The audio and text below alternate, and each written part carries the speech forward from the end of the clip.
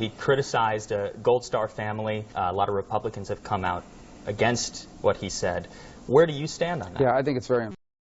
And I wish I would not have gotten to this point. Sergeant Khan lost his life in the service of our country. I've said often, I said it at one of I think the last Republican debate, I talked about Muslim Americans in our uniform who have fought for and often died in the service of our country. He's an American hero in every sense of the word, and so is his family. They're heroic people who, by the way, have a constitutional right to speak out, like all of us do, including against people that are running for office. And that's how I feel about it, and I feel about it strongly. I will say that related to that issue, but separate from this debate that we're having, is the issue of radical jihadists.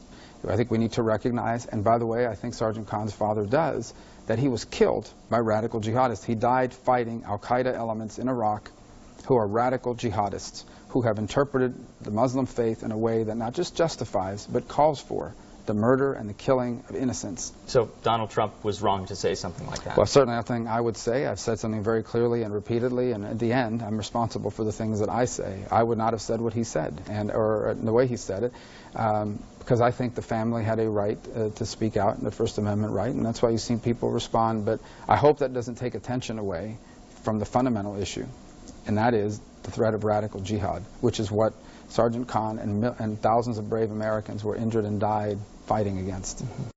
Now, just a quick point, the Khan family's son was a captain in the U.S. Army. When I asked Rubio if he's still voting for Trump after all of this, he responded yes. He promised to support the Republican nominee.